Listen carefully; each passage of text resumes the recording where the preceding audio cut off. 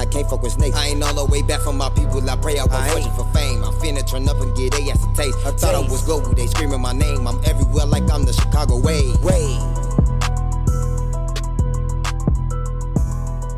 Yo, what's poppin'? Yeah, man, I'm cool, man. What you want? Can't complain, man. What's up with you? Man, I'm doing good, bro. You know, I'm sick as hell that my main page got clapped, but, you know, I'm just thugging it out. Yeah, for sure. That's what's up. That's what's up. I see you working hard. Yeah, you know. Got to. Shit, but I don't want to take up too much. I don't want to take too much time off on this intro and whatnot. So, like before we get into this, I'm gonna just let everybody know we doing a quick interview with THF Billa. So I'm gonna start it off like this. So like first off, how you doing though? Man? I'm alright, bro. You know I'm alright, man. Alright, bro.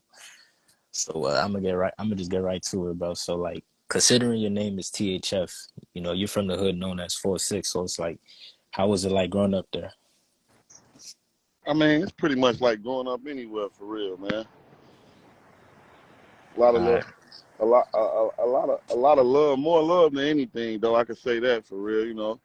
It wasn't like growing up nowadays, you feel me, where, you know, niggas doing anything, ain't no guidance, no leadership and shit like that. So, you know, I can't really say nothing bad about it.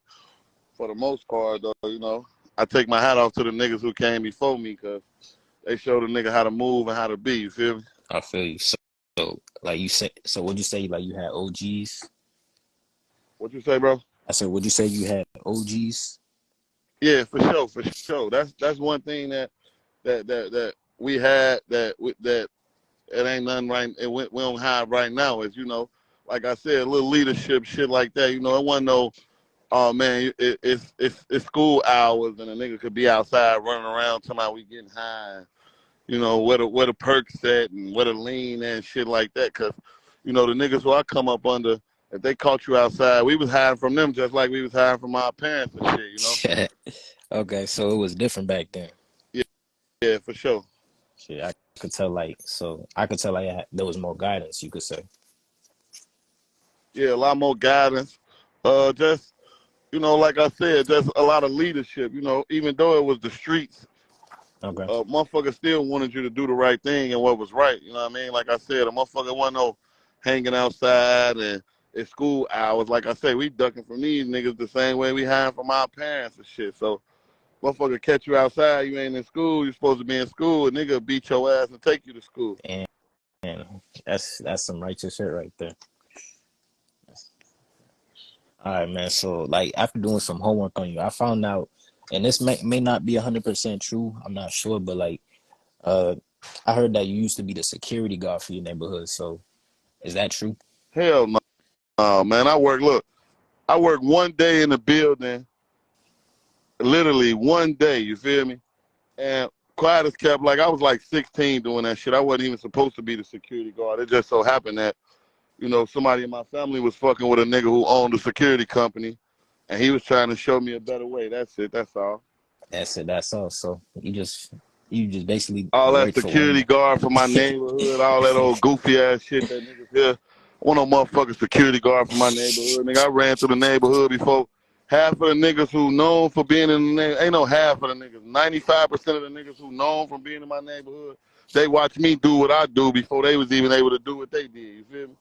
All right, so you said like they was trying to show you a better way. So would you say that you was kind of looking for a different way other than the streets before you hopped in it?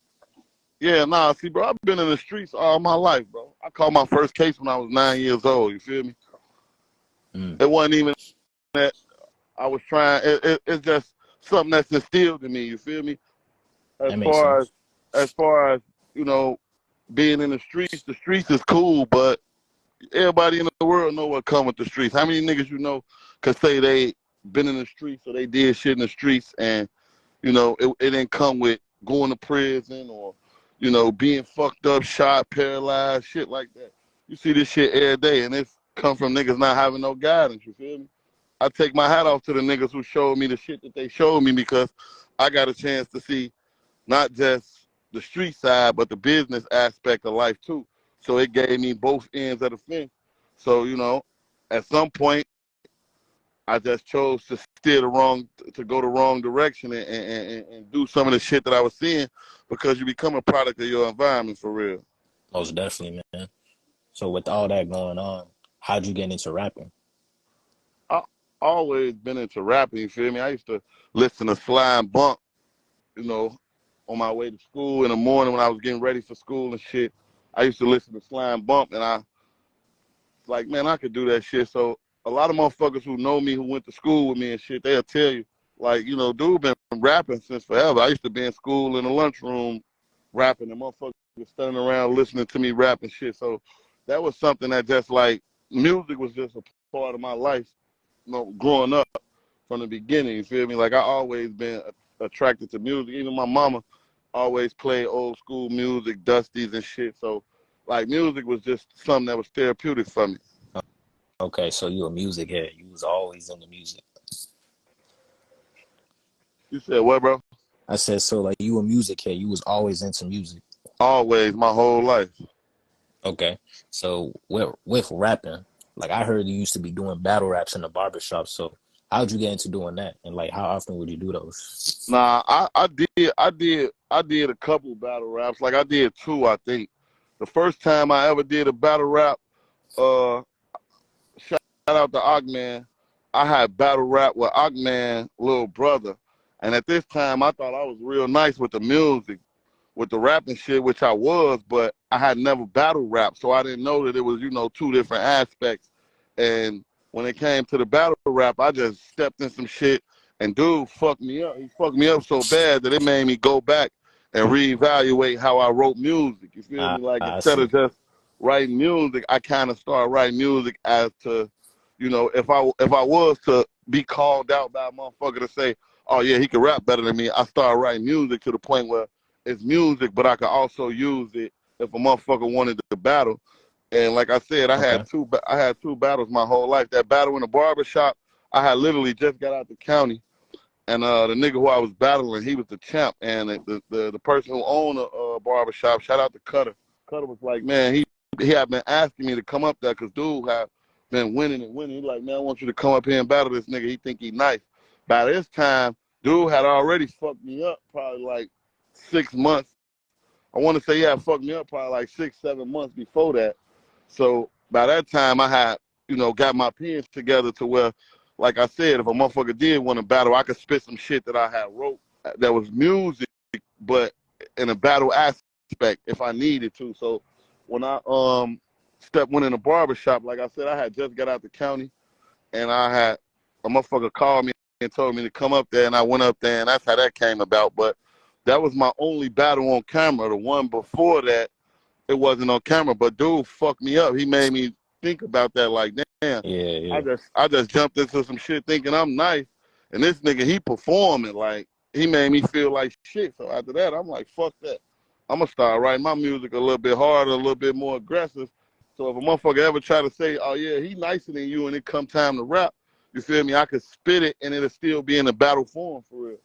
Most def. And I could see why. Like I could see how like you got into that, because like, I remember when Montana 300 was basically calling out people saying that he was the best. You know, he was the most lyrical. You had stepped up to the challenge, basically. Like you was, you know. So with that, was that like was you doing the battle rap and going back basically like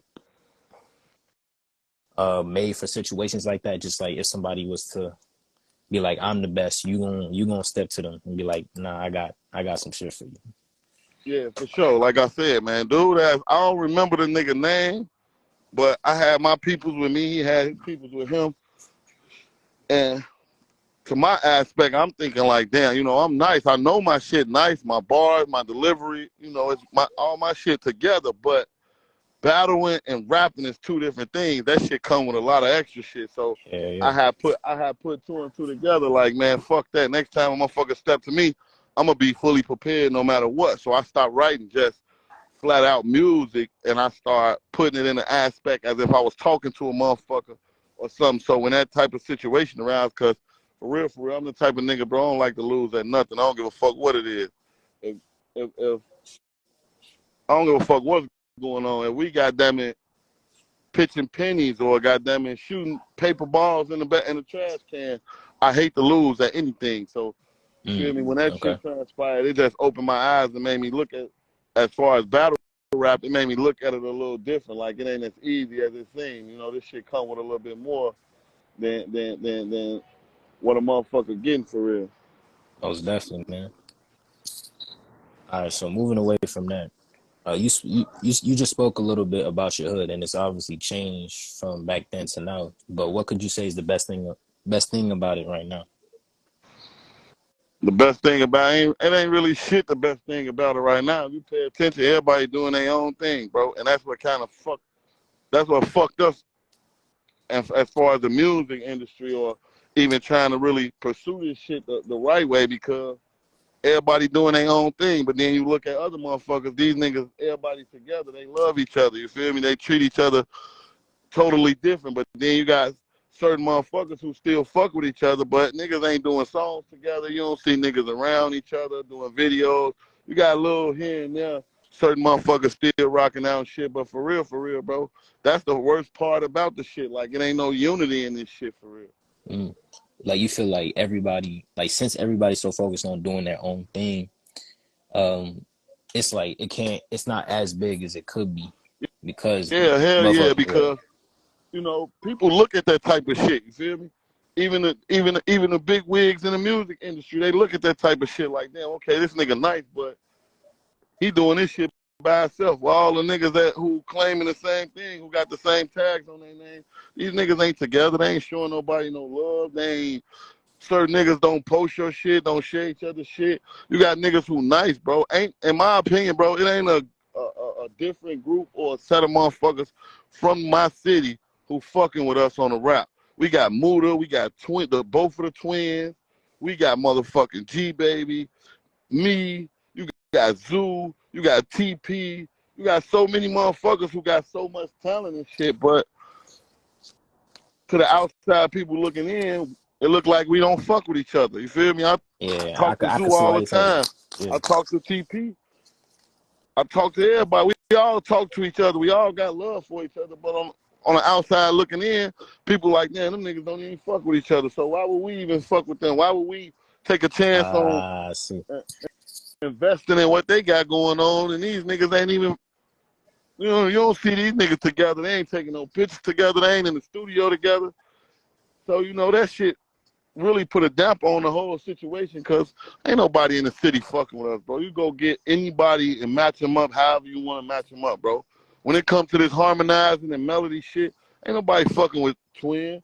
Ain't nobody fucking with Lil Twin. Or ain't nobody fucking with G Baby. Ain't nobody fucking with us. Nobody. Not no area, no group, and they don't take nothing from nobody else. None of these niggas. Not nobody from the old, not nobody from motherfucking none of the ops, nobody, the niggas who close to us, or we fucking, ain't nobody fucking with us with this music shit, bro. But it's hard because it look like it ain't no unity in this shit, you feel me? I feel you. There's a lot of talent. Niggas will get, I don't mean to cut you, but niggas will get together to go slide on the motherfucking, go try to do something crazy, but niggas don't get together to uplift each other and push each other to be the best that they can be. And that's what make the shit so fucked up and watered down, for real. I feel exactly what you're saying, man. Cause like I don't lie, I be noticing that sometimes when I see like certain hoods that supposedly like, it's like a lot of rappers there, right? Certain hoods, they might not be together all the time on camera, and you might think, oh, they probably don't fuck with each other, but it's like, and it's like, damn, so since they don't fuck with each other, it's like they probably not gonna really be as big as they should be, because it's like it's little to no unity. But they could be on good terms, but it's like they don't be working together all the time. And it's like it's really like an individual thing. It's like I see that a lot in the city. It's like it's just motherfuckers like for themselves doing it for themselves type shit. It's like, yeah, that's what I've been seeing. It's to the point now, like, you know what I mean, every man for themselves, God for everybody. And then, like I said, people on the outside looking in look like, you know, certain people don't fuck with certain people. And it's fucked up because to the public, that's what it looked like. But behind closed doors, we talk to each other on the phone. We check on each other. Somebody going through something, motherfuckers is there for each other. But at the same time, to the world, it look like we don't fuck with each other. Exactly. Shit. But speaking on some music shit, like you in particular, like you recently took a long break from dropping music. So what made you take that break?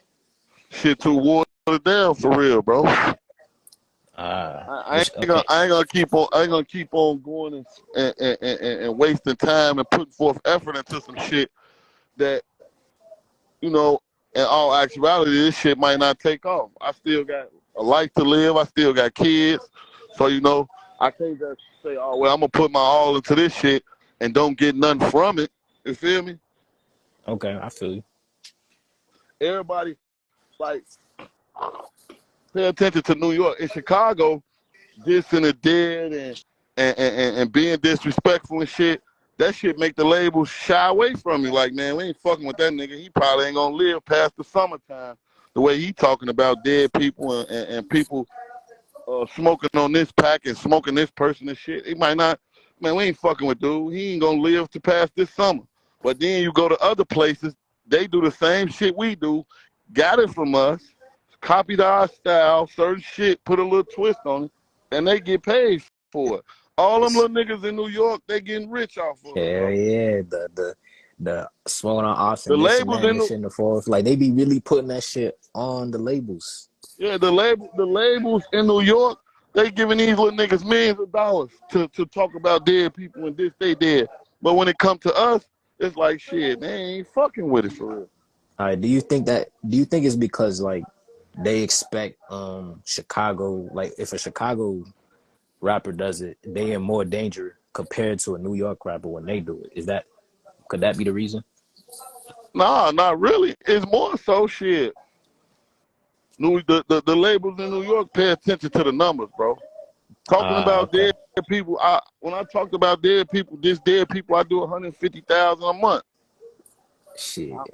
I'm doing 500,000 views in 30 days. But when I stop talking about dead people, shit, I get 100 views a day. You feel me? Shit's fucked up. A lot of times people don't want to hear that shit that you talking about. That's that's real music. You feel me? They want to hear some motherfuckers talking about who dead and who they done smoked and how they done got smoked and that shit is it's entertainment at the same time. But Yeah. like I said, other motherfuckers can do it and get paid for it, bro. Shit. But That's when true. we do it, it's like shit. Nah, hell no. Shit. More about the music though. So, you know, when you was dropping music, like when you was like really on your consistent shit, like you had like a lot of audios, but not as many music videos. So it's like, was you like camera shy or like when you continued? A little bit. I don't really like cameras for real. And then when you do a lot of different shit in the streets to survive and do what you got to do to try to make it out here, a motherfucker really don't know who you is, but you start jumping in front of that camera, a motherfucker will see you like, oh yeah, that's dude, that's such and such and such and such. So at one point, I was a little leery about doing that shit and fucking with that shit because I had a lot of other shit going on. I ain't want to be in front of the camera and that shit get me 100 years and I ain't even fucking capitalizing off this shit for real. Shit be like that. So you feel like just exposing yourself and being in front of a camera all the time, it just brings, how could I say, it just brings, I could say, problems in a way. Not really, not for everybody, but like I said, if you out in the streets doing different things and different shit to survive and you keep it staying out the way, you get in front of a camera and the motherfucker don't know who you is. They ain't got a clue who you is. They just know what you look like. Then the motherfucker see you on a video or they see you on YouTube or something and be like, oh yeah, that's dude that did such and such and such and such. Okay, I ain't know who he was now, but look, here go his name and shit right here. Let me contact so-and-so and let them know, here go the motherfucker that did such and such. You feel me? Makes sense. That makes sense. I know I could say I understand where you're coming from. Like if you in a particular lifestyle, then then yeah, it becomes a little. It basically is different for everybody. It's different from person to person. So I see what you're saying. I definitely see what you're saying. Shit. But like, will you continue to make more music videos though? I mean, I will, but like I said, bro, music is like therapeutic for me, bro. That's like one thing that I got love for that I'll never stop loving. I probably always make music, but not to an aspect of, oh yeah, I'm looking to get rich off this shit. More so, Okay. it's just like a hobby to me, bro. At the end of Hobby the day, too. the get rich part already done passed, bro. So what? Like, if you knew from the very start, like, I want to ask you, like, when you started making music, did you think it was gonna be easy? Actually, to be honest with you, bro, when I started doing this shit, I didn't even think that a motherfucker take heed to, you know, what I was doing and what I was saying the way they did. So, you know, when I did the shit and it started to take off for me, it kind of made me a little shaky to the fact, like, damn, you know, this shit really could be something. And then with all the shit that transpired in the process, it was like, damn, okay, this shit could be something, but how shit unfolding is really it's like a waste of time for real. Like, damn, okay, you put your heart into this shit and you put your all into this shit trying to make it to the point where, you know, you could change some people around you lives and shit. And then when that shit start getting watered down and the more it start getting watered down, it's like, fuck it, you know? It ain't no sense to keep on pushing for some shit that in all actuality it ain't gonna come. I'd rather go and go punch a time clock so I can make sure that when it's 30 days roll around and these bills need to be paid or something need to be taken care of, I'm able to take care of it versus me, you know, saying I'm gonna chase this dream until the end of time, and that's all it really is. It don't never become more than just a dream. You feel me? I feel you. So like, would you like always? Would you like? My bad. Would you always have done music even if you knew you wasn't gonna get rich? I would have like I said, bro, music been a part of my life forever. I always loved to do it.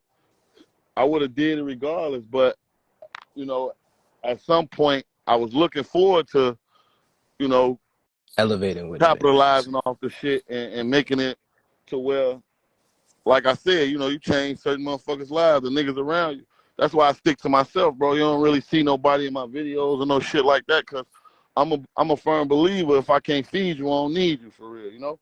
Mm. That's interesting. Yeah, and that is something I noticed. You don't usually be around too many people in your videos, or you usually just be by yourself most of the time. I noticed that for sure. Yeah.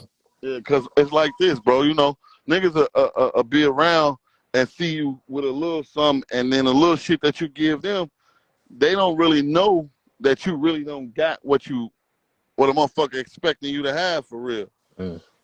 So a nigga look at you and say, oh yeah, this nigga got a chain on, he got a watch, he got some earrings on, you know, we going out and getting food, but this nigga, he eating steak, but you know, I'm eating a pizza puff. Man, fuck that shit. I take his jewelry and take his shit, and I fuck around, that shit turn to you losing your life over nothing, for real.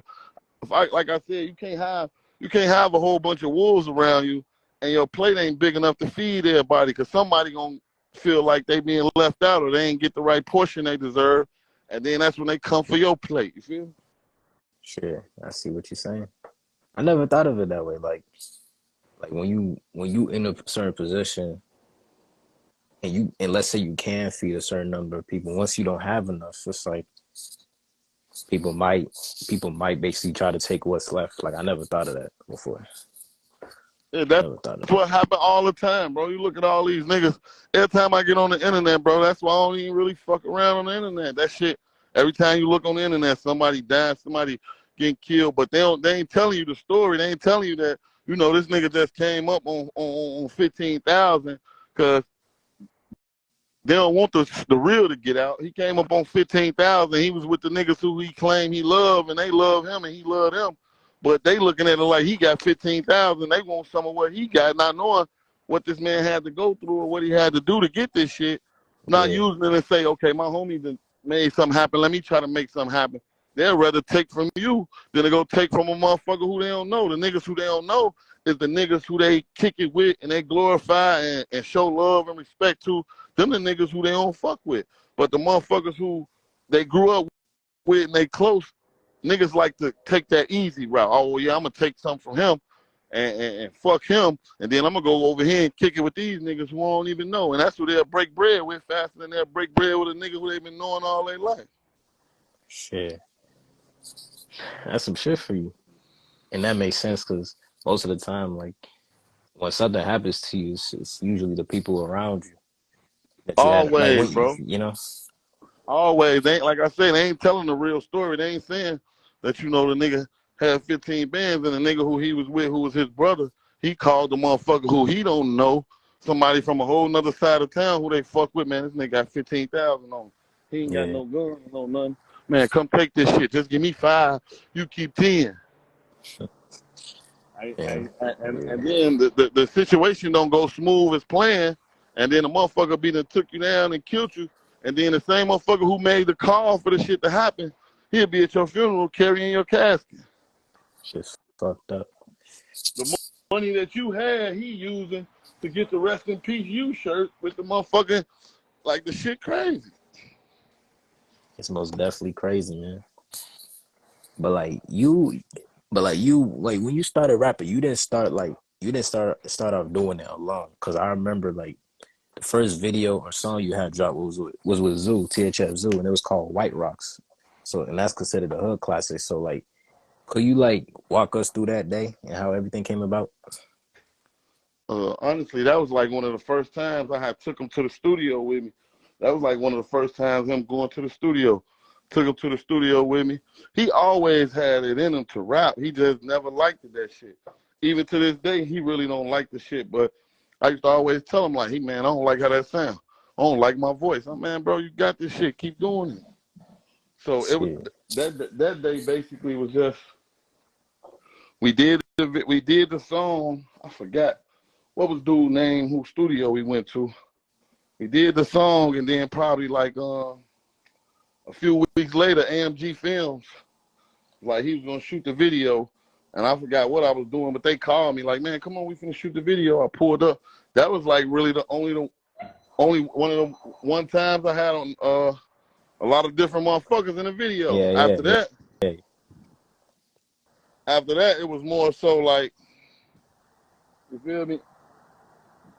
I had really low-key, like, kind of feel. We all had really fell back from that shit at that point. It really was like, that was just something we was doing and trying at the time, but I was always making music at that time, you feel me?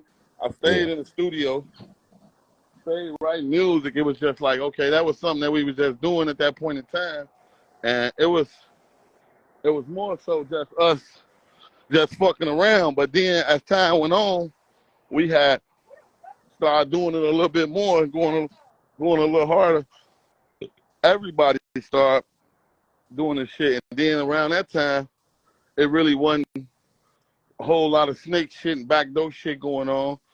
And who really, really kicked the shit off after that, that really put me in a position to even made me want to do some music or made me want to rap, was TP and Muda really started doing this shit after that.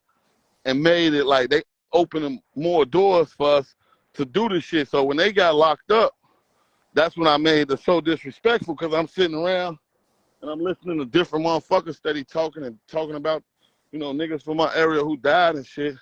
And the only two motherfuckers who was really holding it down for us and standing up for us as far as the music side was TP and Muda. So they was locked up at the time, and I'm just knowing because I have been doing this shit for a while. I knew I was nice with the shit, so I'm like, fuck it. You know, ain't nobody really around to step up or you know, to hit back. So I'm like, fuck it, man. Let me go on here and make some shit to make a motherfucker feel and respect us. Because even before that, you know, we was getting a little views here and there. Yeah. But when nobody doing views, only motherfuckers started really opening the door, doing big numbers. Muda started doing nice numbers. You feel me? Yeah. So it was like, shit, you know, ain't nobody left out here to do it, so somebody got to do it. So that's what made me tap into the shit. Okay, I see. I see. So like you could say like that kind of motivated you in a way when like the main ones who was doing it at that time wasn't there, to head back. You said what, bro? I couldn't hear you. My bad. So I said like so you could say that motivated you because the main ones that was holding it down at that time wasn't there to head back.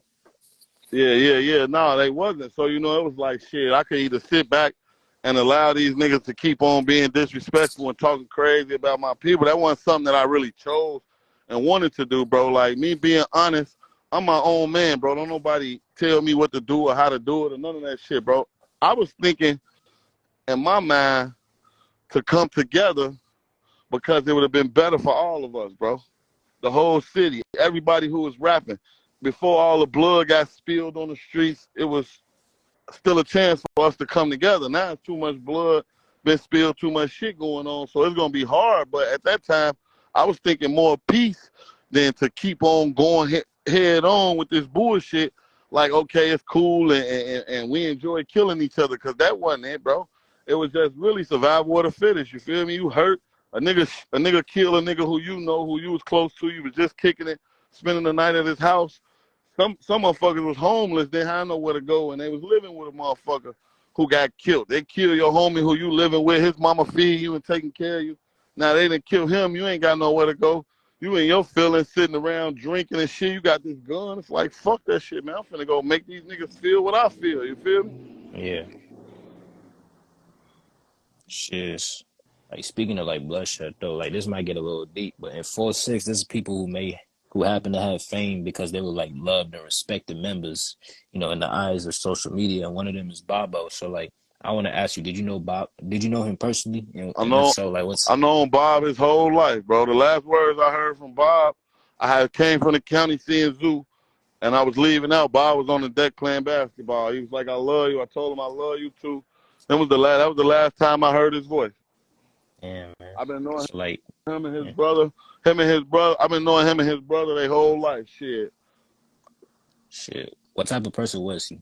Like Bob was cool. Bob was a cool, playful nigga. See, like, from our area, bro, we really just try to maintain looking good, not being outside looking all dirty and dusty and shit. And we was all jokesters and shit, bro. We joke and laugh and play with each other all day. You feel me? Bob was a cool dude, you feel me? But drastic times calls for drastic measures. And like I said, motherfucker killing people who you love, that turn you into a killer, bro. Would you say that everyone who's close to Bob is doing a good job of keeping his name alive? I mean, you don't really hear too many motherfuckers say rest in peace, Bob, but motherfucker rest in peace you and try to keep your name alive for a little while, depending on who you is. And after that, bro, out of sight, out of mind, man. Bob got daughter, all type of shit. I don't know who do what, you feel me? Because I don't be in niggas' business, but I'm pretty sure ain't nobody hitting his daughter up on holidays and shit, making sure she got a toy under the tree or making sure she got a book bag to go to school with and shit. So, I mean, bro, honestly, man, I really couldn't even tell you for real. Do you still keep in contact with his family, though? You said what, bro? I said, do you still keep in contact with his family? Yeah, I talk to his brother and shit all the time. I see his brother all the time. That's really the only motherfucker from his family that, I see on a frequent basis and talk to frequently. Okay. All right. So, like when it comes to Bobo, and this is not like something that's easy to deal with, but when he died, he was killed leaving jail. So if I'm not mistaken, it was at Cook County. So I don't want to talk too much about the street shit about Bobo, but what I do want to know is the fact that he died at a place where the police was literally watching him. So would you say that the police don't care much for the community, especially the black community? Hell no. It ain't even that for real, bro. A lot of motherfuckers died by the county. It was just that Bob was giving niggas hell for real, So it really didn't become televised until after it happened to him. But motherfuckers been dying by the county for years, bro. The county used to let people out of jail at 1, 2 in the morning. You'll beat your case in the afternoon at court, or you'll bond out. and they wouldn't let you out till 1, 2 in the morning, and then you got Mexicans around the county. They used to be catching motherfuckers, killing them. So, you know, that shit been going on since the beginning of time. It's just that it got televised, and it was more notarized because it was him. You feel me? And like I said, Bob was giving niggas hell for real. Shit. Do you feel like, as far as the county, there's got to be some type of change around it, like, as far as like releasing people? They changed it. They changed it a little bit. They don't let people out at certain times, late as they used to and shit. They don't just let motherfuckers out. But for the most part, bro, it's jail. They don't give a fuck, bro. They really want to keep you in there. They don't get paid for opening the doors, letting you out. They get paid for putting you in there and locking you. Yeah, that's true. So they don't really give a fuck. Yeah, man. All right, so like another person who's known from your hood, his name is Gutter, and so I just want to ask you, like, who was Gutter to you? Man, Gutter was like my little brother, man.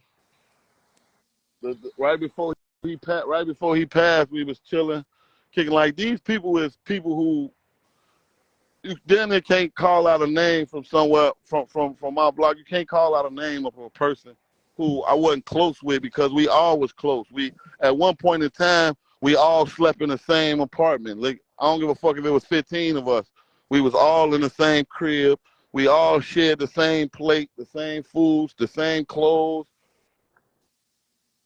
Gutter was like my little brother. Shit. So it was like a big family, you could say. Basically, that's what it was. That's what it always been.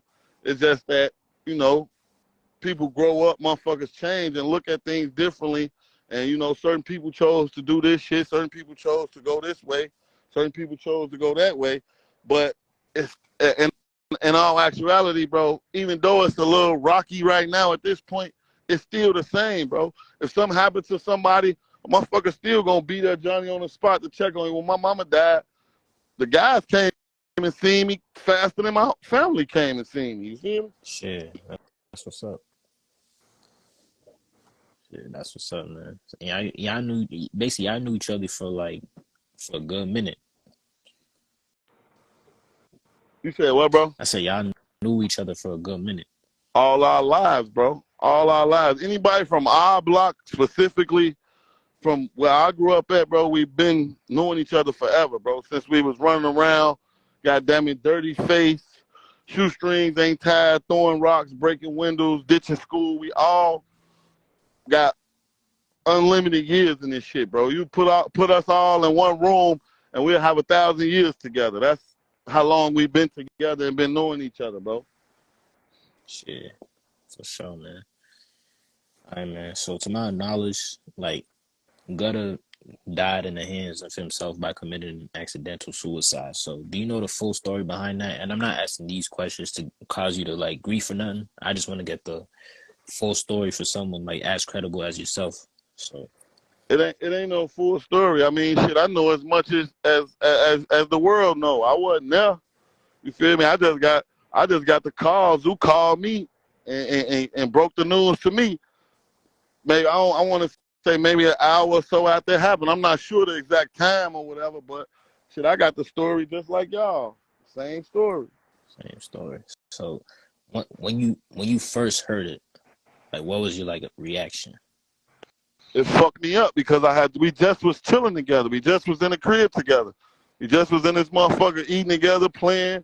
You know, Gutter was like I said, well, that's what we did, bro. We really was more so about trying to stay clean, look clean.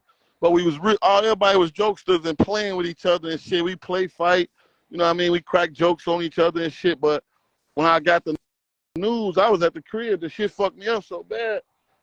I was downstairs in the basement washing my clothes. I'll never forget it. And Zoo called me and told me, like, man, my brother gone. And I couldn't believe it. Yeah, man. Shit. Man. Shit, that's some hard shit to deal with, bro. Yeah, for sure.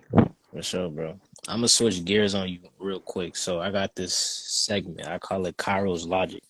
So according to No Limit Cairo, and shout out Cairo, by the way, he said that the only rappers that from Chicago that live what they rap about is FBG Duck, King Von, and Lil Zay Osama, and that's because he heard gangster stories. So I want to ask you, do you got a gangster story about yourself that you could tell that's non-incriminating? Nah, bro, I ain't no gangster, man. I'm a human being trying to survive and make it in this world like everybody else. Okay. With that being said, I want to ask you, like, what do you define a gangster as? I mean, a gangster could be a lot of different things. It just depends on the aspect of the gangster. You feel me? You could be a gangster nigga just because you ain't scared. Your heart big enough to not feel nothing. You know, it just depends on the aspect of what you trying to. What defines the gangster for real shit? All right, You so could you be a feel like, gangster yeah. nigga because you know, every time something go down, you ain't never doing nothing or you ain't into shit. But every time something go down, you feel me? You ready to get active. It just depends on the person. Okay, so you feel like it has different definitions. Yeah, for sure. Okay. All right, man. I got this next segment. I call it Lil Reese's Research. Shout out to Lil Reese. All right, so basically, with this segment, I'm gonna ask you questions on various topics. If you do not know the answers, you gotta say, "I gotta do my research." All right, man. So first one, Lil Durk said he doesn't wish no pain or harm towards FBG Duck's mother in the interview with Academics. Okay. I mean, you got to run that again. You said that I got to respond that I got to do my research if I don't know. I mean, yeah, I seen that. Yeah, I seen that. You seen that, so you don't gotta do no research on that. All right, next one. Blazing Doll said FYB J Mane could never be allowed to sleep on her couch. I got to do some research. Yeah, yeah, she said that. She said that in the No Jumper interview. All right, next one. FBG Cash was caught listening to 46 Dead Offs by THF Billa while brushing his hair. Yeah, I seen that. I definitely seen that. All right, next one. Shoebox Baby was in the studio with Sexy Red, but he was sleeping. You said what? I couldn't hear you. I said Shoebox Baby was in the studio with Sexy Red, but he was sleeping. I got to do some research. All right. Next one. Lil Reese said that Swag De Niro is not from Chicago, but he's really from Glenwood. That's facts. All right, man. Next one. Rico Reckless said that he was the first rapper from Chicago who tried to bring the peace. I got to do some research on that. All right. Next one. Mama Duck called THF Muda cute in his DMs after he dissed Duck in the song. Yeah, I seen that. I definitely seen that. All right, this is the last one. Lil Zay Osama is the cousin of Old Block Hood legend J Money. I got to do some research on that. Yeah, but a lot of people don't know that. All right, man. So getting back to you, bro. So there's like numerous people from THF that's rapping. We got Zoo, Muda, TP, Lucky, the Twins, Lil La, and you. And if you from THF, that's a rapper, and you watching this, like, forgive me, like I might have missed you. I don't know. But to be honest, rapping is not like an easy sport as far as having the support and pushing. So how do you feel knowing that you can blow up from just being from a popular neighborhood in Chicago, and you can blow up just being where you from? I mean, that's what's up. But, you know, like I said, the support got to be there. Shout out to Lil Law. Lil Law fucking them up right now. Most definitely. All right. Would you consider yourself lucky to be from your area? Yeah, I consider it to be a blessing because if I wasn't, I wouldn't know the shit that I know and I wouldn't have the knowledge that I have today. Okay. All right, man. So when it comes to you, like you made a name for yourself through your music, but we got to be honest, it's through the dissing. So like you got songs like So Disrespectful, 46 Dead Ops, Exposing Me, Just Bars, like Zico in the Parking Lot, and Factors. And you did an interview with 16 Shot on about if you being worried about being a target, and you responded, "I move like a ghost." So, and that was in 2019. It's 2023 now, and you still have yet to have been touched. So what can you tell us that THF Billa does to make sure he's never caught lacking? Pay attention to my surroundings, man. I watch everything moving. Okay. I don't give a fuck if I see a bag blowing in the streets. I'm watching everything moving around me. Shit. So Just paying attention and being aware of your surroundings and what's going on, that shit could save your life. 2-3 seconds could change the outcome of a lot of things, bro. Especially when it comes to life. Yeah, and I'm pretty sure a lot of people have heard to be aware is to be alive. And that's very true. That's a very true thing, man. All right, bro. So on a more serious note, Ruger stated in the interview with Ken Capone that he did blow up off his Exposing Me diss with Duck, but he's not proud of it because it's a diss song. So with you being someone who's made numerous diss songs, did you ever feel like you regretted making those songs? Yeah, hell yeah, bro. That energy that shit bring, bro, that shit is no good, bro. It's not worth it. Like I said, you diss the motherfucker talk about 100 dead people in a song, and then you talk about 100 dead motherfuckers and you do 100,000, but then here it is, niggas don't tell you the other shit that come with that. Like I said, like not being able to go certain places, not being able to take your kids certain places. You can't go to the park, you can't walk to the store. Not to mention that shit come with nightmares, all type of shit, bro. They ain't gonna tell you that part. Damn, man.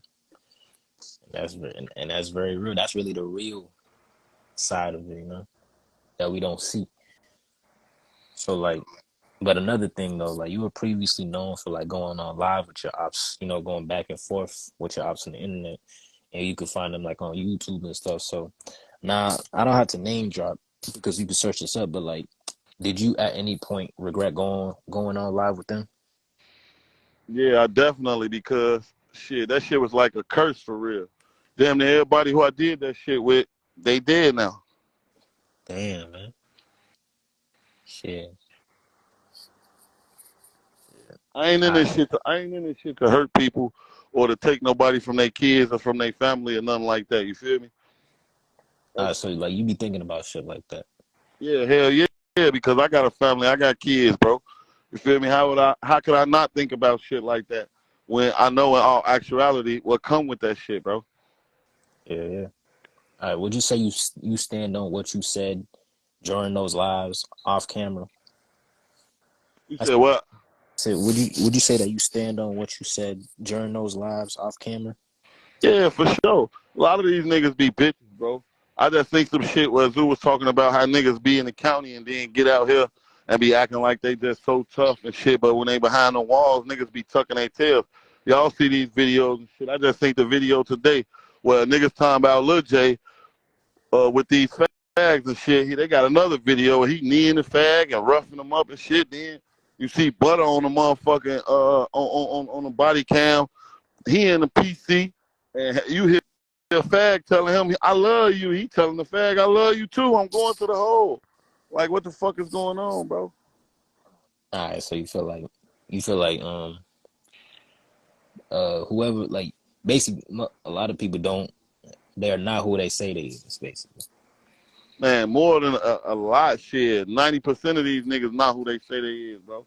Can't no nigga never say they did shit to me. They seen me in jail and I was all timid and scared. None of that shit, bro.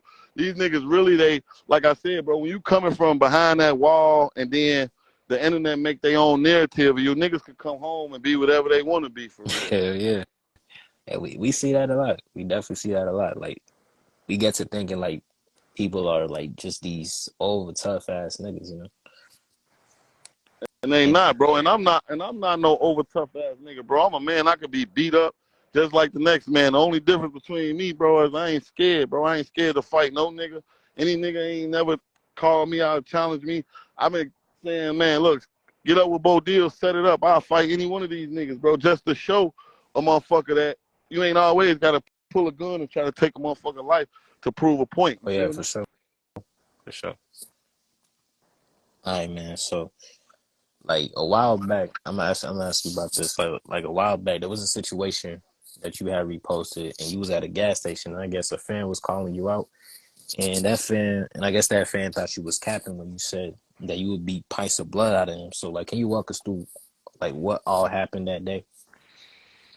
Basically, shit, I was going in the store, and the nigga was in the store. It was like 6 or 7 people behind him in the line. He was holding up the line, being belligerent and shit, disrespectful. And when I came in the store, I had a bad feeling about it. Like, you know, I could sense a lot of times I could sense some bullshit when it's going on or when it happened. I mean, before it happened, you feel me? And I kind of felt like it was some bullshit when I first got in there. So, you know, I had went to the little machine to give me some ice. That's what I was coming for, to get some ice and some juice. And I had grabbed me a couple juices and got some ice and shit. And when I was in the line, I heard the nigga say something like, oh, because I thought they was stealing, talking about me and who I was with. So I'm looking at this nigga like, what the fuck? I'm like, what? So I couldn't really believe what I had heard at the time. So I had set my shit down. Like, I was thinking to myself, don't say nothing. But I'm the type of nigga that if somebody come in the room and I'm sitting on the couch and they be like, man, I hate every time I come in the room, motherfucker sitting on the couch. I'm the type of person to say, who you talking about? You feel me? I'm sitting on the couch. So when he said the little slick shit, I'm like, what? I'm like, dude, man, you don't even know me, man. You better watch your motherfucking mouth. He said, did you want to get hit in your mouth? But at the time, I really didn't hear what he said because the little freezer was right there. You know how the freezer be humming with the ice cream and shit at. So I really couldn't hear him. I thought he said, have you ever lost your mama? So I'm thinking that he going through something. So I'm like, what? And he was like, you want to get hit in your mouth. So when he said that, I'm like, what? And the process of me asking him, you ever been hit in your mouth? I took off on him, and I kind of missed. And, you know, he threw what he was going to throw, and I put him down. When I put him down, I was trying to leave out of the gas station. But the clerk behind the glass had locked me in the gas station. So now, in my mind, I'm thinking like, damn, I'm finna go to jail. So I pulled my phone out. That's why I'm like, nigga, you don't know me. I'm trying to basically let it be known that this motherfucker don't know me. On top of that, I'm not bothering him, but I was trying to get some proof.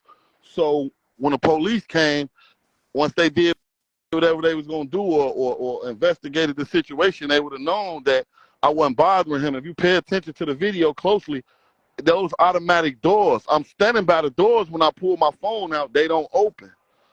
Oh, okay. But dude had opened the door because I go to this gas station all the time and he knew me. So I'm like, man, when I went to the door and it didn't open, I went back to the glass like, man, open the door. He like, no, you do this, you beat him up and shit. And I'm like, man, let me get the fuck up out of here. I went back to the door. The door didn't open. So I pulled my phone out to try to get some proof to let it be known that I wasn't bothering this man. You feel me? He said some bullshit to me and we had a fist fight and it just happened I was the better man at that time. Yeah, man. Shit, that's crazy. So, like, did you ever, like, reach out to that dude, like, and talked about, like, what had happened and left it in the past? You said what? I couldn't hear you, bro. I said, did you ever reach out back to, like, you know, that dude and talked about the situation to leave it in the past? Nah, hell nah. I really didn't give a fuck because I don't bother nobody, bro. I respect everybody and I treat everybody the same because my mama always taught me, bro, in order to get respect, you got to give respect. So basically, that's all I was doing was defending myself because he asked me, did I want to get hit in my mouth? I ain't asked him that. He said something to me first. I was just basically defending myself. Defending yourself. That's understandable. Shit, all right, man. So moving to something else, bro. So, you know, you brought up Zoo earlier. So I just want to ask you, like, what's your relationship with Zoo like nowadays? Because, you know, at one point, you guys were going back and forth on the internet, but you later had said that's still my brother. It's going to always be my brother, bro. Brothers fall out. They get into it all the time, bro. It ain't even about you getting into it and falling out. It's if a nigga got genuine love for you and you got genuine love for him, it ain't really going to go past, you know, having a disagreement or a verbal altercation, bro. Like, me and dude been getting into it like that since we was pups, you feel me? And we might get into it again later on, but that's going to always be my brother. I kill and die for him. For sure. So, like, y'all still got, like, you know, possibly, like, some music y'all never dropped yet? Yeah, we got some shit in the stash, some raw shit, but, you know, due to the circumstances, he there, I'm in Chicago, he can't move around how he need to. So, you know, it's prolonging the video being shot, but we definitely got some nice shit. Shit. Bet. All right, man. So, another person you had got into it with was Memo600, back in the day. So, and this was after, Blackgate Benzo made a diss song about him. He was supporting it. So, you got to calling Memo out saying he was a snitch and that he had snitched on somebody by the name of Lil Buck. And earlier this year or late last year, if I'm not mistaken, there's been body cam footage released where Memo was not snitching and the fans called you out for lying on him. So I just want to ask, like, since you was so sure that, he was snitching and whatnot, you had made this song on him at this point in time, did you and Memo ever, like, put that situation past y'all? No, not really. I haven't talked to him since then, but I ain't got no problem with him, bro. He his own man. And at the end of the day, like, I don't got no problem with dude, man. I wish him the best for real. It's just like, at certain times, and it wasn't really so much that I was calling him a snitch for real. It was more so that shit, the motherfucker who he was with and the time and the circumstances, we bumping heads. So you know how that shit go. Anything that get out or that said, a motherfucker gonna say it and run with it. You feel me? It's a lot of shit been said that might not have been factual about a lot of people, even myself. A lot of shit motherfuckers that said a lot of shit about me that wasn't factual. I'd have been called a snitch. Ain't no paperwork came out with my name on it. I don't tell on niggas, bro. I don't give a fuck what you do, bro. I ain't that type of nigga, bro. I've been in the streets my whole life. So one thing I know is the code of the streets, bro. You keep your mouth closed, bro. Shit, simple as that, man. Simple as that. All right, man. I got this next segment, bro. I call it the On BD session. Shout out to Louis. Hey, hold on, Chicago Way. My daughter on here. Hey, Drilla, I'll talk to you in a minute, okay, baby? You don't even need to be on here. But go ahead, bro. My bad. All good. So I got this next segment. I call it the On BD session. Shout out to Louis once again. So with this segment, I'm gonna basically ask you a bunch of true or false questions, and if the answer is false, you gotta say, not true. All right. So first one, Mello Buckzz is currently dating DCG Savs. That's true. Nah, that's false. This is DCG Sean. I tricked you. You definitely tricked the shit out of me. I don't know one from the other. I just fuck with them little niggas and I like their music. For sure, I feel you. All right, next one. Ruger once told Billionaire Black that he used to look up to him, but then they got into it, and he said, "Who the fuck look up to you, Billionaire, bro?" That's facts. For sure. All right, next one. Drake stole King Lil J's Diddy Bop dance. That's facts. For sure. We call it the tangerine dance. I never heard nobody call that shit that. That's what crazy. I call it, goddammit. All right, man. Next one. King Von told Mina Red that he forgives her even though she dated 051 Melly on his live. You said what? I couldn't hear you. My bad. All good. King Von told Mina Red he forgives her even though she dated 051 Melly on live. I ain't too familiar with that. All right, that's false. He said she bogus and she could have dated anybody else except one of his ops. All right, next one. Tay Capone said K.I. used to send King Von news, and by news I mean bra and panty pics. That's facts. What you say? I gotta say. Nah, that's true. That's true. You say if it's false. I bet. All right, next one. SG Batman claims he got one of his ops beat up in jail by putting 50 noodles on his head. Nah, that's true. He did interviews about it and made a post about it. Yeah, I don't really tune into too much of the extra shit, but come on, let's get it. All right, it's the last one. London Duke had body cam footage snitching on Boss Top. That's facts. Nah, that's false. He constantly told him, can he talk to his lawyer? Shit, you gotta do something. Hey, you can tell I'm out the loop like a motherfucker. Shit, that happens, man. All right, man, I got this next segment. I call it a hit different. Shout out to J May. So this is for the smokers. So what I want you to do is tell a story about an event that happened after you smoked weed and got high. Shit, I remember I smoked weed in the county and got so motherfucking paranoid. Shit. They was doing count. I mean, that motherfucker poofing powder everywhere trying to make sure they don't smell that shit. I was so paranoid, bro. I was blowing the smoke down the toilet. Damn, folks. So like, yeah, you wasn't supposed to be caught with that at all. Type shit. You said what, bro? I said you wasn't supposed to be caught with that at all. Hell no, that shit had me so much. I ain't never been that paranoid. I was smoking weed in my entire life. I had smoked in a minute. I was in that bitch like 6 months. And then a motherfucker came through with some weed. I bought some of that shit and got high, bro. That was one of the worst days. I'm in that bitch tweaking, scared than a motherfucker. Yeah, man. That's crazy.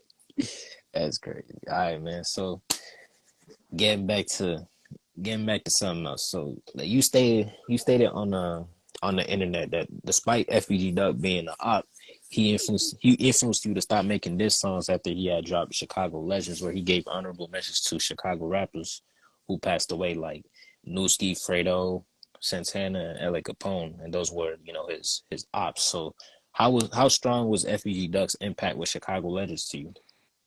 I won't say he influenced me. It was just a grown-up move on his behalf. But then I felt like, you know, that shit really didn't mean nothing because he came right behind it with that dead bitches. And in all actuality, like I said, bro, the energy that shit bring is unmatched for real, bro. That's like like you dancing in Satan's playground for real. You're dissing the dead, and that, I don't know. I ain't really into the spirits and all that shit, but I'm pretty sure that if you pay attention, that people who continue to do that shit and never stopped and went full-fledged with that dissing and talking about dead people, bro, ain't none of them here to talk about it no more. Yeah, I could say that's true. Shit. So like, do you feel like if any rapper just continues to make this music, they just keep making it, they keep, like, in particular this and the dead, that their life is gonna be cut short? Hell yeah, bro. It's only a very few niggas out here who's still doing that shit and able to tell the story. And if they not in Chicago for real. If you're in Chicago doing that shit, bro, eventually that shit gonna catch up to you. Shit, it's sad, man. But we do see that shit. We do see it. All right, man. So, you know, like, keeping that in mind, so, like, we got you know, female artists, like we got Mello Buckzz, we got Mari Blaze, Monty the G, Cashmere, Blazing Doll, Fenny the Rapper. You know, there's plenty more for Chicago who's making noise with the music on the female side. But at the same time, it's some women who's known, you know, for beefing with other women. So it's like, is there any advice you could give the women to stay focused on what's important and not what's distracting? Man, leave the street shit to the men, man. To the men. That's all I can say. Leave the street shit to the men, man. Y'all got a chance to change your family lives and to make a difference in this shit. Leave the street shit to the men, because at some point a nigga ain't gonna look at you like a female if you saying certain shit, mentioning certain people, especially if they dead. That female shit don't even matter, shit. Yeah, that's true. That's definitely true, man. All right, man, I'm gonna switch gears up on you once again. So I got this next segment. I call it the GDs in the door session. So I just want to ask you, are the GDs in the door? Man, I'm GD, bro. I no comment on that, because if the GD's in the door, then I only see, man, very few motherfuckers that's throwing up the race that's really making an impact or doing something with the music. And them niggas ain't even bringing their own people in, bro. Shit. All right, so you basically, like, are you saying they are in the door or are they not? I ain't gonna say the GD's in the door, a GD in the door though. All right, so what will it take for all the GDs to be in the door? Shit, niggas gotta stop acting like they scared to put another motherfucker in position, man. These niggas act like it hurt you to get on the song with you, or share your music, or put you in a room with some of these people who can help you or change your life, bro.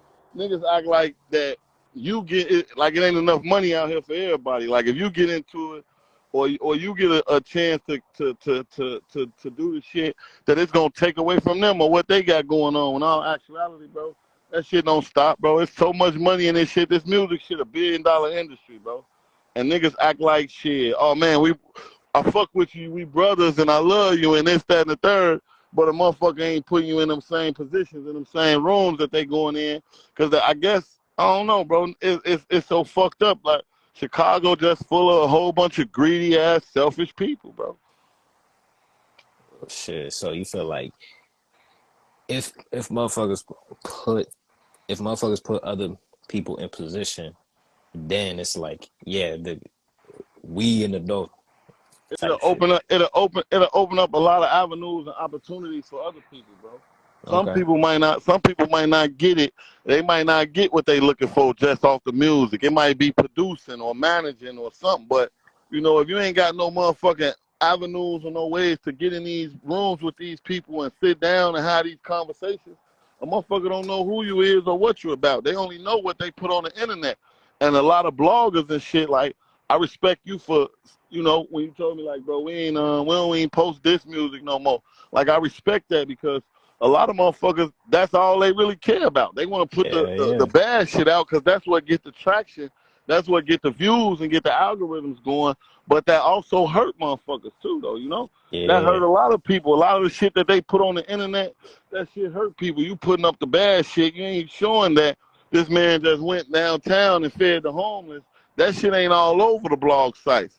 But it's all over the blog sites saying that this nigga just was on live and somebody shot at him while he was on live and shit. Like, it's fucked up, but, you know, who am I to say how a nigga should be and what they should do? At the end of the day, bro, I just try to worry about myself and stay in my own lane and stay out the way, because for real, I ain't no motherfucker super saiyan or no super gangsta ass nigga, but I run over any motherfucker in my way, bro.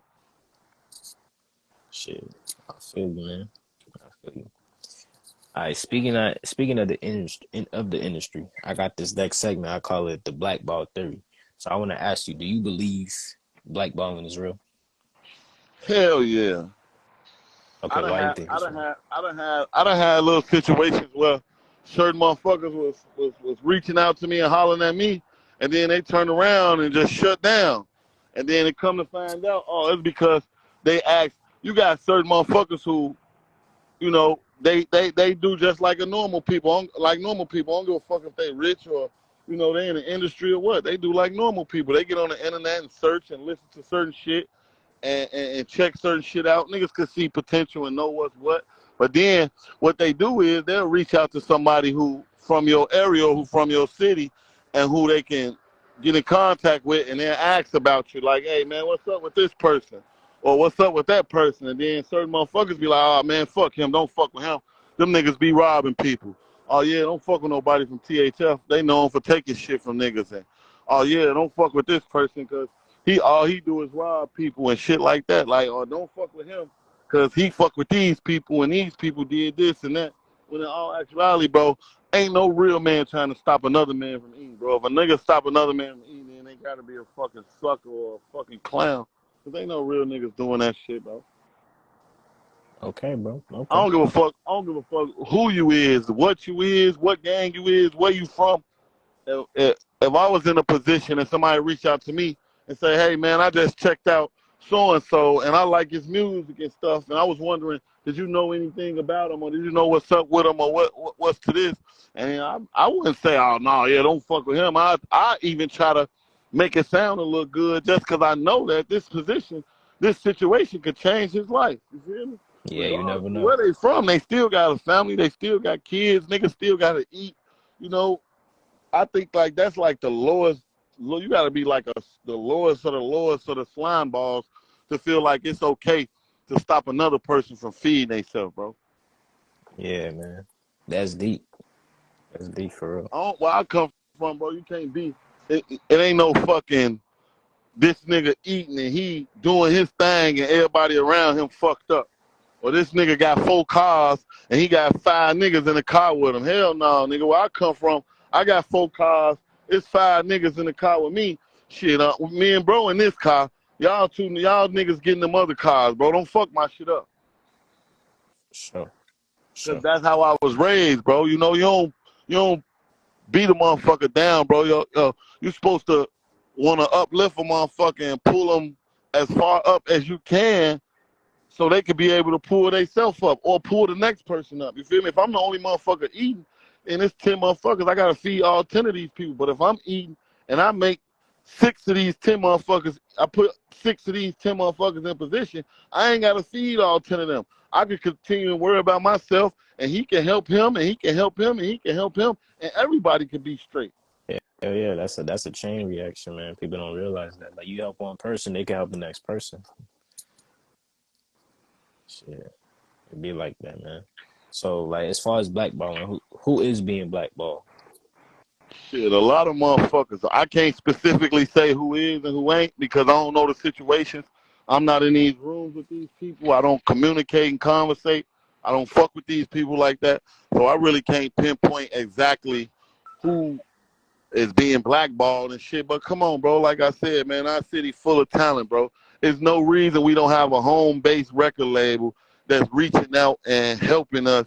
Yeah. And, you know, trying to do. We don't have shit here, bro. Nothing. But a whole bunch of niggas that want to be the man and want to be looked at like they tough and like they're a gangster or whatever you want to call it, a killer or a hitter.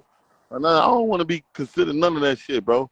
All I want to be able to do is provide for my kids and take care of myself and make sure that my kids don't have to go through some of the shit that I went through growing up.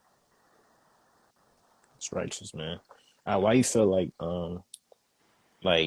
who is doing the blackballing is doing the blackballing? Why you think they doing it? Niggas, because at some point, especially with all the talent, bro, you got to be in the room with some of these people. And a lot of these niggas be scared for real, bro.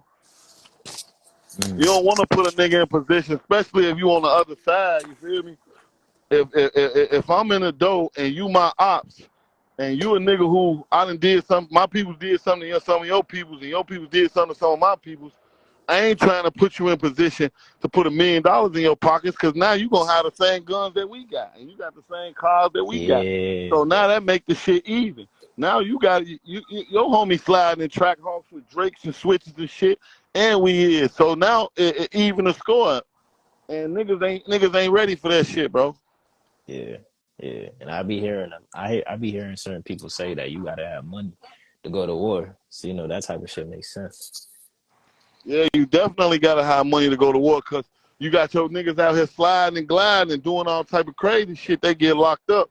Then what? Now they sitting in jail. Now all the niggas who was out here making noise and holding it down, they gone. So now all them niggas who they was putting the belt to, them niggas still out here. Now they sliding and fucking your peoples up. You got to be able to keep the killers free, feed the killers, and you got to be able to take care of business. Shit. Yeah. Yeah, man. All right, man. So going back to, you know, the female rappers, like another thing we see with the women is more support. You know, Mello Buckzz blew up with Memo600, and she came out with a remix with Lotto, and then Fendi came out with Point Me To, and that had Cardi B on the remix. So the question is how are the females, you know, showing each other more support than the males? Because like it's like there's hundreds of male rappers in the industry, and they're not reaching out to the upcoming artists. So like, what would it take for male rappers to start coming together like how the females are doing? At this point, bro, you gotta really make some noise. There gotta be something, because see what they do is, and I ain't no fool. You feel me? Some people might look at it different, but the way I look at it is, a motherfucker look at you and see how you buzzing and how you growing, and what they do is they come and try to capitalize off the new people that you have pulled in to keep themselves relevant. You feel me? If you pay attention, a lot of industry motherfuckers, they try to be the first to jump on the song with a motherfucker that's popping, because why? Shorty just came out 6 months ago. He got 500,000 new followers. So, you know, them 500,000 new followers, you jump on the song with him, you grab not only your fan base, but you grab, if not half, at least 25, 30% of his fan base. So it's helping them, but it's more so helping the motherfuckers who are already in the industry stay relevant too. It's interesting you say that, because like I used to look at that shit like in the rap game, it's easy for your name to fade away and you're not in the headlines as much anymore. But once you hop on a song with an upcoming artist, because they hot at the moment, it's like it could keep your name relevant, because it's really all about keeping your name buzzing. Like constantly. So it's like it's interesting that you noticed that because that's basically something I noticed too. You know. Yeah, for sure. That's what they do, bro. They use the upcoming artists to snag majority of their fan base, keep their shit going, keep their name relevant, and you feel me? It's also a tight knit relationship because the person that's up and coming look at it like, oh man, this big name got on my song. So let's just say they get on your song when you up and coming. Now you done blew. You the biggest artist in the world. It ain't when they reach out to you. The mentality is just, yeah, I'm gonna fuck with them because when I was up and coming, they was the only motherfucker who reached out to me. When in all actuality, bro, it's exactly what it is. You was up and coming already. Tell me how many niggas out here doing 100, 500 views in a week and got big artists reaching out to them. It's not happening. Hell no. It's not happening. Ain't no big artist catching the motherfucker song who been out for a year. They got 1,000 views and they run across it on YouTube. I'm like, oh yeah, this is nice. Let me reach out to them and see if I can, jump on the song with them or help push them up. That ain't how that go. They only really doing that shit because it benefit them just as much as it benefit the artist. Yeah, it's a numbers thing. Like you gotta, like in the music industry, you gotta do what benefits you. You know, you can't just do some shit if you're not gonna get nothing from it. But it shouldn't really be like that, bro. When you looking at somebody trying to make it in this shit, bro, you're supposed to be genuine in your heart enough to say, yeah, okay, I see he trying to make it. He got talent, but ain't nobody paying attention. Let me jump on the song with him. Let me fuck with him and help him. It don't be like that, bro. Even if they fucking with you or reaching out to you, it's only helping them. You feel me? Yeah. Like when Lotto got on Mello Buckzz song, and Mello Buckzz eyes, it was help, but in all actuality, it's really helping her because now she done grabbed not only all the fan base all over the world that you have, but she get respect in Chicago from a lot of motherfuckers who probably didn't fuck with her or listen to her shit just because she got on the song and it looked like you helped out. When in all actuality, it's a two-way street. Goddamn. I see what you're saying, man. I see what you're saying. All right, man. So you probably already answered this question already, but like I want to ask, like, so it's just like this, since there's so many rappers from THF, like, what's stopping THF from becoming a rap group and just basically dominating the industry together? I really can't say it's more so like, everybody doing their own thing for real. Then you got a lot of motherfuckers feel like they up here and some people down here. So, it's just, in my opinion, bro, all it takes is just for a motherfucker for real. They don't really let nobody from my area or my block in the door for real because niggas is terrified of us, bro.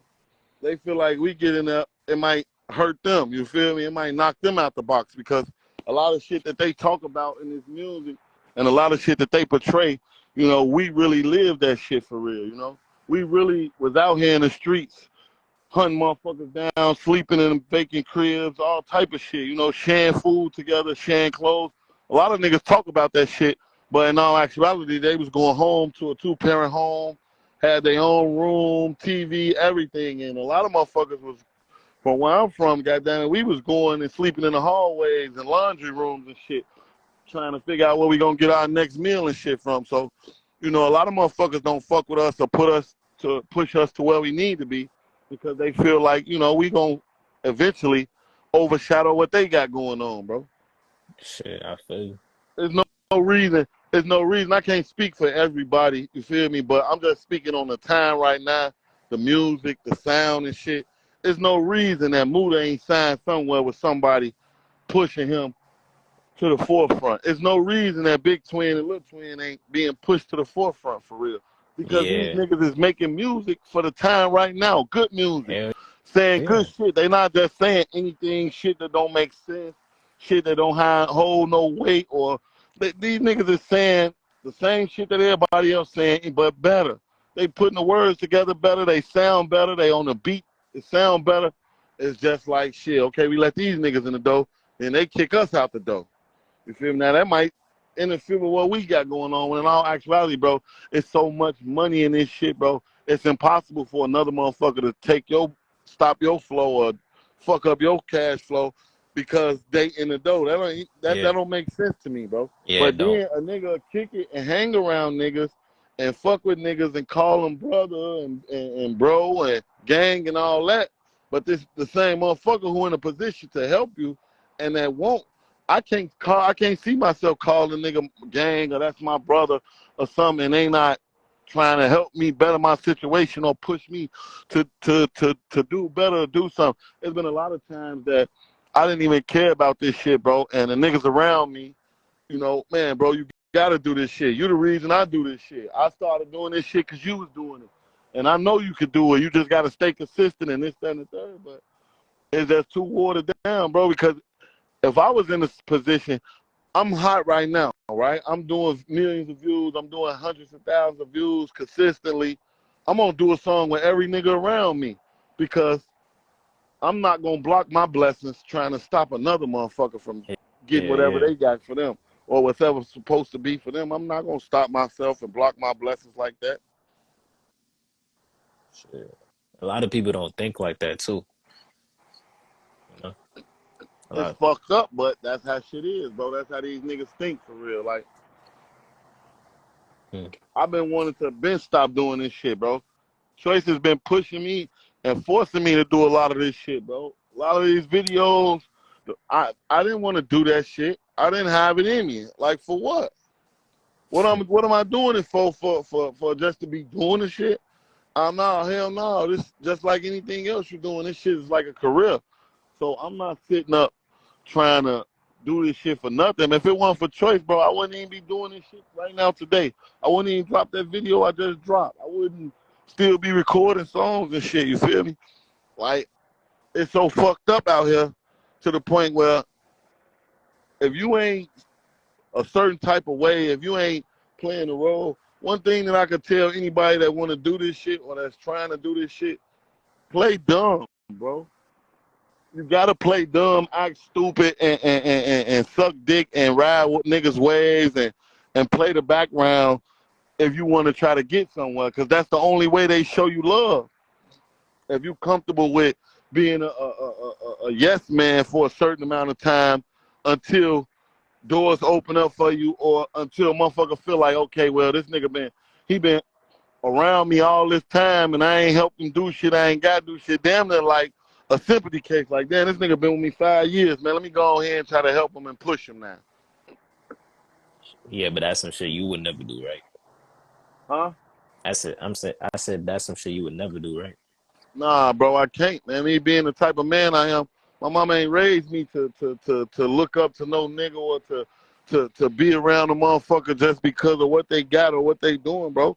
I'm genuine when I say I'm loyal. And I'm genuine. If I say I love you, that's a genuine situation coming from my side. I can't say I love you today, then tomorrow I want you dead. Even if we don't see eye to eye and we ain't fucking with each other, I still don't want nothing to happen to you. I still want the best for you. And if it's something that I could do that ain't gonna hurt me or take me down or fuck up what I got going on or break my pockets, I'm still gonna try to do what I can and help you because that's the type of person I am. I see what you mean, man. I done had niggas do all type of shit, say all type of shit, try to beat me down, but I'm a firm believer you can't destroy what you didn't help build. So that's why I don't have 50 niggas around me and shit, because at some point niggas going, oh man, you this, you that, you ain't doing this, you ain't doing that, you can't do this, and you ain't what you say or how you say, what's up, bro? And niggas are try to break you down and beat you down. If you got 50 niggas around, that's why I don't have no niggas around me. So if I do 100 million views, it's gonna be by myself. So a motherfucker can come and try to beat me down and destroy what I build, but you didn't help build it. So you can't. I ain't got no features with no big names. Or I ain't got no features with none of these niggas. Can't no motherfucker body tell me what I can and can't do or can't be, because they ain't helped me get to where I'm at. Yeah. I did this shit on my own, bro. Most definitely, man. All right, bro. The only difference, I don't mean to cut you. The only difference between me and a lot of niggas, bro, is before I live on my knees, bro, I'd rather down my feet. Simple as that. Simple as that. All right, man. So like, getting to something a little more positive. Like nowadays, we see you on the 2020 Vision campaign. So like, what made you want to contribute to, a platform like that? Because, bro, it's like shit. Like I told you earlier, bro, I get tired of looking on the internet. Every time I get on the internet, they saying this person got killed. He 15, 14. He been shot. Chicago rapper, 16 years old from this area getting killed and shot. I don't give a fuck what area you from. Death is death, bro. And that shit ain't something that people take lightly, and it's not easy. Something that you could just say, oh, fucking, you can deal with every day. I get tired of that shit, bro. I get tired of looking on the internet and seeing all these fucking RIP posts and different videos of motherfuckers getting shot and laying out in the street, blood spilled all out on the ground, brains. That shit is depressing, bro. That shit break my heart. Because if I was in a position, bro, I would try to do something to stop that shit, bro. That's why niggas like me don't get in that position, bro, because that ain't what these people want. They like to see that shit. That's what sells. That's what make these people billions of dollars. So that's what they contributing to. They ain't gonna contribute to a motherfucker saying, man, let's stop this shit. Let's do this shit. Like, I don't fuck with Drilla. If anybody follow the wave and what's going on, they know that shit. I don't like him just as well as he don't like me. Shit, we from two opposite sides, and it's forever fuck them. But for him to get on there and to push positivity and telling niggas, man, stop doing this shit like this. If you gonna do it right though, Yeah. Don't be just saying, oh yeah, it's there go them niggas right there. But then you see kids walking with their book bags and shit, and oh yeah, you kind of scared because you don't want to get out and blow your cover. And a nigga 9 times out of 10 might got something to defend himself, so he might blow back and kill you or hit you or whatever. So niggas will shoot from the con. Don't hit the target they trying to get, but hit an 8, 9-year-old little kid on their way home from school. And the kid ain't thinking about nothing in their mind. All they saying is, I'm glad school over. I'm going to go home and play the game. And don't even make it home. Family got to bury their child because the motherfucker's scared to actually have run-ins with the people who they say fuck. And this nigga a bitch and he a coward. But you scared to face this man face to face. You'd rather endanger a woman or children or whoever. Innocent people regardless, don't got nothing to do with nothing. And at this point in time, man, a lot of these motherfuckers even who got something to do with it, quote unquote, just because they're on the internet and shit, talking shit or saying certain shit, bro, they innocent too still, bro. They ain't out here shooting and chasing motherfuckers down. If you gonna go look for a motherfucker and get down on the motherfucker that's out here that's running around, that's playing like a cowboy, getting down on the motherfucker. Don't just kill somebody because you know he hang with them people or he fuck with them. Because niggas know who do what. Niggas say they ops and all that, but they have each other's phone number. When shots go off and niggas getting hit and bodies dropping, niggas FaceTime each other. Yeah. Go check on your homie. Yeah. Shit like that. So niggas be just doing shit just to be doing it, bro. And instead of getting the man and the motherfucker who you know, he just told you he just smoked your homie. You would rather catch anybody instead of getting the motherfucker who did what they did, bro. That shit ain't cool. It's crazy, but that's true. It's most definitely true, man. That's why I take my hat off to Bo Deal and the 2020 Vision campaign, bro, because, he don't have to do that. Shit, Bo living his life out the way, doing movies and shit. Shout out to Bo, man. He even put me in one of his movies. I got a little 5-second clip, but shit, it's just a motherfucker trying to show it, not just a different generation, but just show the whole city, the whole world that, bro, without us being together or trying to do this shit together or helping each other to see things differently, besides seeing shit how people see it on the internet, bro, the internet that killed more motherfuckers than anything, bro. That's some shit a lot of people be saying, man. People be saying that, like, once the internet became what it was, it really contributed a lot more to death, Yeah, bro. Somebody got to try to set some type of foundation, bro. That's why that rules of engagement shit, that's why you see me, I jump on that shit from time to time. I could get on that shit every time, and I'm damn near always, I'm damn near for certain I'm going to win every time. You feel me? But it ain't even about the money, bro. It's more so about the message, bro. Like, damn, y'all gonna continue to do this shit, but people don't look at it like that until it's one of their kids, until it's one of their family members that's Yeah, 7, 8, 9 years old that get killed yeah, on their way home from school. Look at the shit that's happened the other day, bro. 9 women shot, bro. These niggas shot 9 women, bro. Y'all ain't hitting out of that. So you mean tell me 9 females sliding and glide and out here trying to take motherfuckers' lives? Hell no, bro. Them girls looking to get drunk, get high, whatever they doing, partying, take pictures, go somewhere, lay up with a nigga. They ain't thinking about that shit, bro. But these niggas so fucking goofy and scary, bro. Y'all jump out and shoot 9 females, bro. Come on, man. it's fucked up, man. Shit, man. Shit, you know, moving away from that, man. And, you know that, and that really really, really all the negative shit can really affect, you know, your mental health. And I got this segment. I call it the health check segment.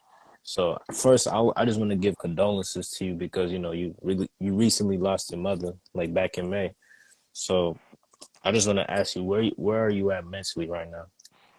Man, I'm just taking this shit one day at a time, bro. My mama was all I had, you feel me? She showed me how to be a man.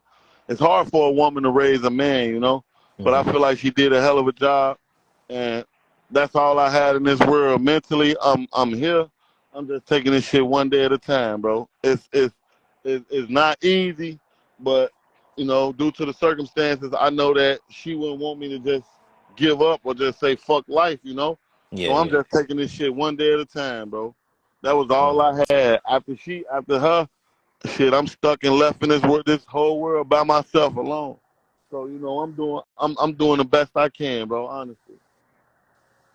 Best you can, man. All right, man. So it's good. It's good that you know. It's good to hear you know say that. And you know, going back to like when you were speaking on like how death like is aff- like basically affects certain people. Like some people could just look at it and be like, okay, whatever, I'm just going about my day. Would you say like you became desensitized to it, desensitized to it, or do you still feel feel it whenever you see it scrolling down on the internet? Man, I honestly, bro, I can't say that I'm desensitized to it because, like I said, I see the shit all the time and it make me sick to my stomach, bro. It make me sick to my stomach because life is more to life, bro, than running around in the streets with a gun, with a whole lot of shots and talking about you looking for this person and looking for that person. But the niggas who in a position that people follow and pay attention, that's all that they glorifying and shit, you know? Yeah, And that yeah. ain't what it's about, bro. Life is way more to life, bro. You gotta experience life and go. It's the world bigger than Chicago, bro. You gotta experience life, go other places, bro. Anywhere but Chicago, bro. They show so much love. They treat you so nice, bro. They don't have to even fucking know you, bro. You could be in Chicago and have your whole family here, and a motherfucker know you might need some help or anything, and they won't fucking help you.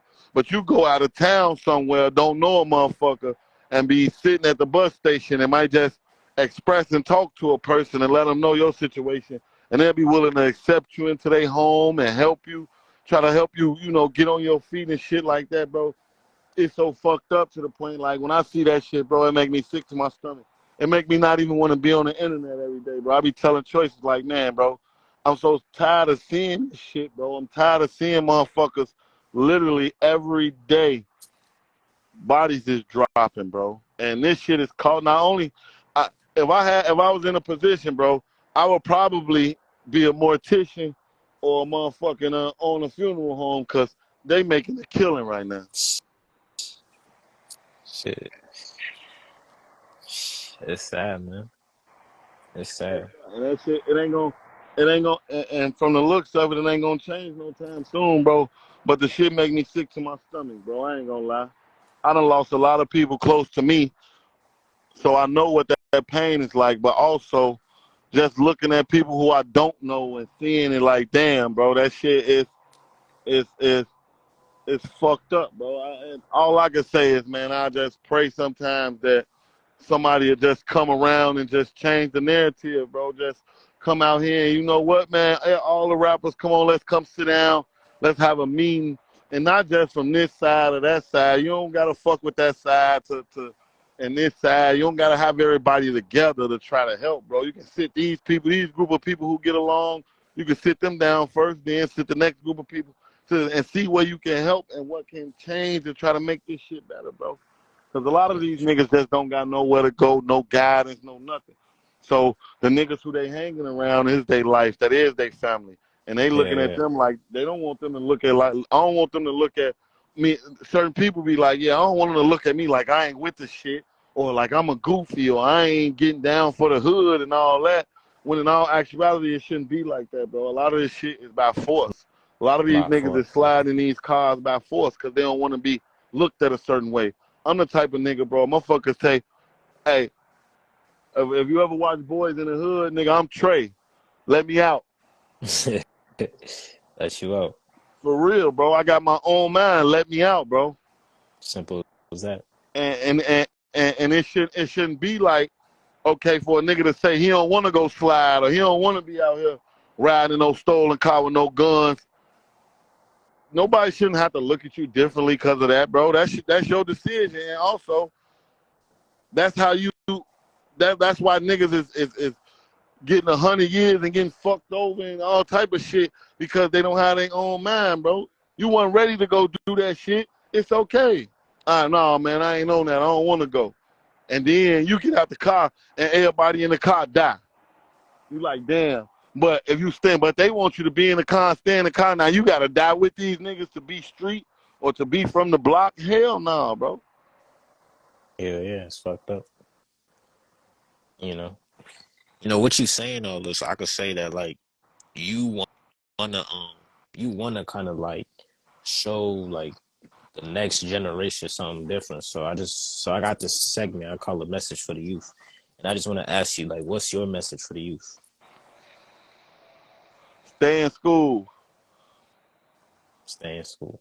McDonald's go further than a motherfucker will tell you. They make fun of niggas who work at McDonald's and flipping burgers, but that nigga who work at McDonald's, he might have started working at McDonald's when he was 17, and they was laughing at him and cracking jokes, and he's still working there when he 30, but he managing 2-3 McDonald's, and this nigga got his own crib, and he riding in a nice car, and he taking care of his family and his kids and doing his business. He ain't got to worry about this shit.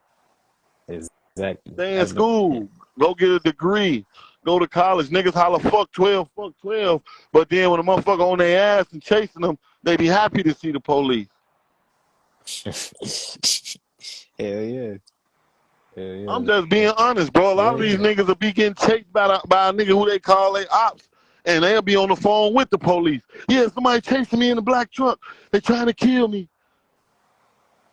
These niggas is not really like that for real, bro. It's half of these niggas is fucking cowards. The other half is followers and don't got their own mind, bro. That's why they end up in certain situations and shit be how it be, because they don't have their own mind, bro. It's okay to say you don't want to be from the streets. It's okay to be for square and go to school, bro. Them the motherfuckers who surviving and who living. The nigga who you see riding in that Rolls Royce on the expressway, he be like, damn, that motherfucker nice. That nigga ain't out in the streets toting no motherfucking guns or nothing. He's somewhere punching the clock, or he just started a business. He doing what's right, bro. Ain't nothing wrong with doing what's right. Niggas, R.I.P., rest in peace to E-Day. Niggas was talking shit about E-Day having a truck, being a truck driver, whatever they want to call it. Shit, I wish I had my CDLs. Nigga, truck drivers make 6 figures a year. Yeah, motherfuckers don't know that, though. They don't know that, though. Yeah, man. Shit. I don't want to keep you too long, Billy. I got these last 2 segments for you, bro. I got this one segment. I call it give credit where it's due. And, you know, you being you, I could say that you always gonna give credit where it's due. So I just want to, like, ask you about any, like, I'm gonna give you, like, a few rappers, and I just want you to say something positive about them. All right, the first one, I'm gonna say, let me think. I'm gonna say FBG Duck. He did what motherfuckers thought he wasn't gonna. Wait, hold on. This shit just broke out. Hold on. Oh, my bad. My low battery shit just popped up. He did what motherfuckers thought he wasn't gonna be able to do, bro. You know, with all the shit going on and all the negative shit, he still was able to push through and to get a motherfucker to give him some money so he'll be able to take care of his family. He did the inevitable. Well, he did what motherfuckers tried to stop him from doing, regardless of how long it took him or the situation. He still made it happen. Okay. That's what's up, man. Next one, Mello Buckzz. They counted her out. Motherfuckers thought she wasn't gonna make it.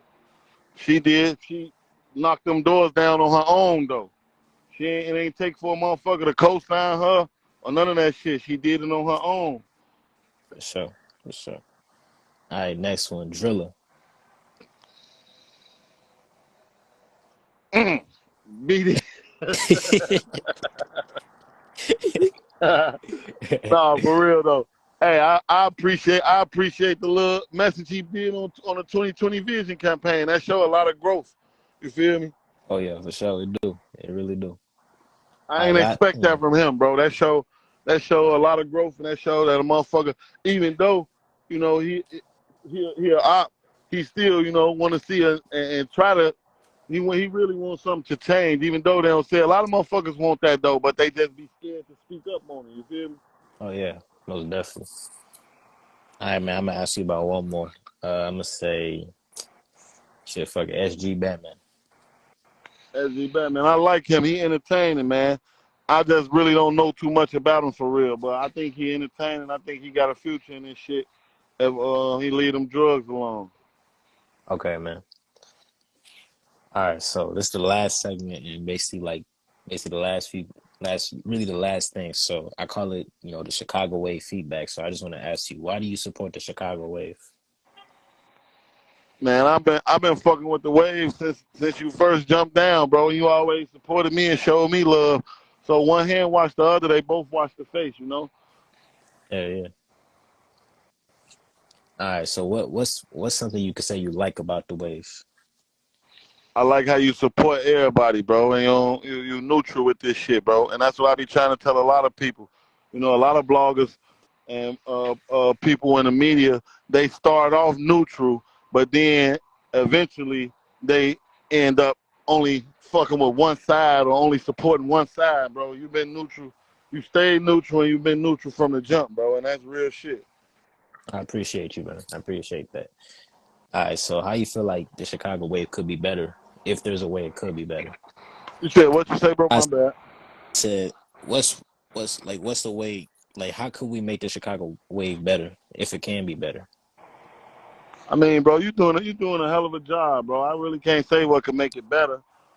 You know, I really just say just keep doing what you're doing, man. Supporting everybody and helping. I appreciate it, man. Man, this was like one hell of an interview, man. It's like it's probably one of my like most favorite interviews I've done so far, because you really got a lot of wisdom, you know, on you.